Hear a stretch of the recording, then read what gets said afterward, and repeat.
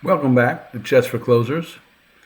I did a stream a while ago where I showcased a Fischer game in which he with black uh, took the distant opposition against Svetozar Gligoric in a pawn ending. This was a game in my 60 memorable games. He played king to b8 rather than moving up to c7 or b7, which would lose. He played king to b8, and they agreed to a draw. And then I threw in my story about the New York Open, where I saw Susan Polgar and Mihai Suba and Tony Miles analyzing a Maxim Delugi game against Bernard Zuckerman. And they were analyzing, and I was watching and keeping my mouth shut, as I was taught to do early on. And the same opportunity was there. It was identical situation where Zuckerman, or I guess Delugi had white. Zuckerman could have played king to, in their analysis. They played king to c4, and then they said, "Oh, white wins." But I remembered the Fischer game, and I said king to b8. I blurted out, violating several chess laws that I was taught as a youth in my youth. King to b8 draws, and Tony Miles was just about to go upside my head, and then Susan Polgar rescued me and said, "He's right." Anyway, maybe you saw that story, maybe you didn't. And then the distant opposition also showed up recently. Has anyone seen, this is now a couple years ago, or maybe 3 or 4 even, I'm not sure when Ali Reza Firouzja showed up on the scene. There was a game between Ali Reza and Magnus Carlsen. Carlsen had black. I think it was a 15-minute game. I'm pretty sure it wasn't a slow game. They weren't keeping score. But it was a pawn ending, and Magnus had the edge. But in order to win, he had to do a lot of maneuvering. And Ali Reza held him off by maintaining the distant opposition. They were on the king side. Ali Reza had white. And so Magnus Carlsen would play king to g7, and Ali Reza would play king to g3 rather than king to g4, so as to maintain the opposition. And Magnus gave him several opportunities to mess it up. And then Magnus and Ali Reza, figured it out, of course. Then I think they both had F pawns or E pawns. At any rate, Magnus moved his king around from G7 to F8 to E7 to D6. Anyway, and so Ali Reza was covering the distant opposition all along. And then Magnus got his king to D6 or something, and inexplicably, Ali Reza didn't play, the proper distant opposition move, and lost and resigned to move later. I always thought that was very strange. It was clear he understood the distant opposition, or maybe he's just getting lucky. But anyway, the distant opposition, it's so neat to the whole concept of it. I always thought was very neat, and that's why I bring this position to you. This is, I'm not sure how famous it is. It should be famous. I found it in Botvinnik's My 100 Selected Games. He didn't do many studies, but this is one he did. And I think it's a great study, and it's a distant opposition one, which you'll see in a minute. Okay, so, of course, white is trying to win here. But we know, if we've seen a Chess for Closers video on king and pawn versus king, that winning the D pawn for white will not necessarily win the game. So, for instance, if white comes over, I guess, okay, let's look at some moves. If white plays king f5 and black plays, how about king c7 and king e5, king c6? Yeah, we see that white, because he's outflanked black, he's always going to be able to win the pawn. And then black takes the opposition. This is all basic theory. And so we all know that if there were no A pawns over here, this would be a draw. White gets out of the way of his pawn. Then his pawn is side by side, and it ends up in stalemate. So we all know this. So the question is, how do the 8 pawns complicate things? Or do they help or hurt? Well, they obviously can't hurt because it's a draw without them anyway. But the problem, of course, is when White plays here and Black plays here, White can't go to b6 and take all the A pawns and win. And so what happens is he has to push the pawn. Black plays as if there are no A pawns. And now White can make a run for it, or he can push the pawn more. I guess it makes sense to make a run now. But you'll see that White doesn't have time. This is logical, I guess, to take this one. But now Black is still drawing here. And so let's back it up. Let's back it up and let's give us the original position. I need a black pawn here and a black pawn here. White pawn there and black pawn here. Okay, so here we are. It's not enough to win the D pawn. That's clear. So what else is there to do? You got to win the A pawns. And if White were to win the A pawns, then he can move his king back to the middle, pitch the A pawn, and then win with his D pawn. But winning the A pawns is not so easily done.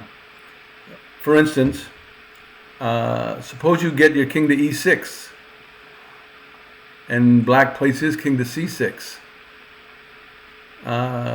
You can go to E7, but he'll play the king to C7, and you can go to E8, and he'll face off right there, and you make no progress. So it's going to take a little subtlety here. The first move is, even if you didn't know what you were doing, I guess you'd probably play king F5. But now Black has to be really careful. So for instance, if king to C6, then king to E6, well, let's look at this too. This is a sort of a natural looking move. And of course, this is the obvious move. And then Black plays here, and we looked at this position. But the mistake we know now is taking the D5 pawn. White has to win the A pawns, right? He has to get over to the queen side. So king E7, and now Black has two choices. If he goes king to C6, you don't repeat, of course. You play king to D8. Well, this is progress, right? And if Black plays a D6, White can come around and take all the A pawns.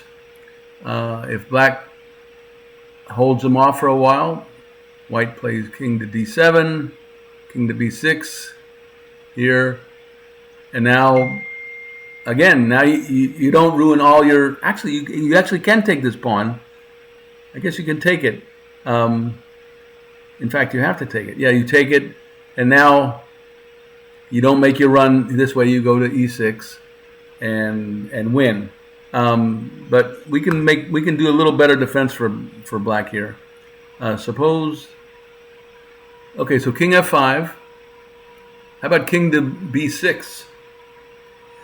So again, if White plays into E6, Black faces off and he draws, and White will not be able to back up and try again either. That would be it for him. So here's the move that makes this study interesting. King F6.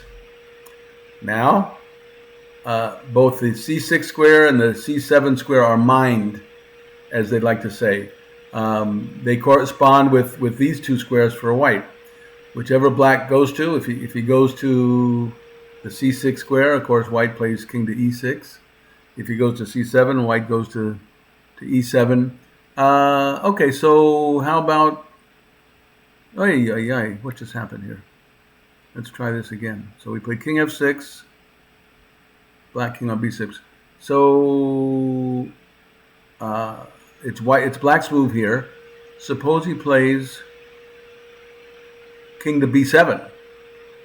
So now he's ready to face off when White comes in, But white takes the opposition again. And he's doing something else here, which isn't so easily seen. He's headed to the back rank so as to be able to go around behind the pawns. Okay, and so now black can't maintain the opposition. And worse than that, well, he's torn here. He has to defend his a pawns. He has to defend the whole queenside area. So what to do? If king to b6,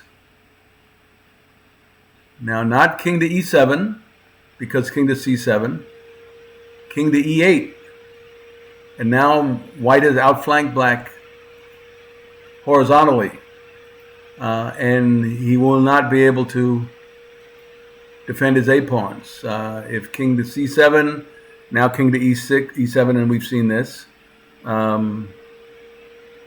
And if and let's put the king back here. If king to b6, again, not king to d7, but king to d8, and taking the opposition all the way. And white finally gets in, wins all the a pawns, and then he comes over and wins the d pawn and wins. Anyway, so I think this is a neat study, and there aren't that many distant opposition studies, and so I thought when I opened this, the other thing I want to say about this book, 100 Selected Games. I know certainly with younger players for whom Botvinnik, the name of Botvinnik means not very much at all. He was a great player and is world champion for a long time. And this book was considered, along with my system and Bronstein's book on the 53 Olympiad and other classics, was considered just one of the top 10 chess books. But again, younger players, now they have Jeremy Silman and Magnus Carlsen probably written a book, and there we got another, life has moved on, chess has moved on. But Walter Brown, who also now has passed on to his reward, and young players today probably don't know him either. But he's a modern player. I remember seeing him as a teenager coming in from New York. He threw a hissy fit. He came in a little late on the train to a 5-round tournament, and they weren't going to give him a full point buy. He wanted a full point buy, and they said no, and he just threw a big fit and finally took back off to New York City. Anyway, but he was a great player, great American player. He said, I saw this in Chess Live once, he said that whenever he started thinking that he knew a little something about chess, he would reread 100 selected games by Botvinnik, and that would straighten him out. Anyway, so if Walter Brown thought that, there may be something useful in this book.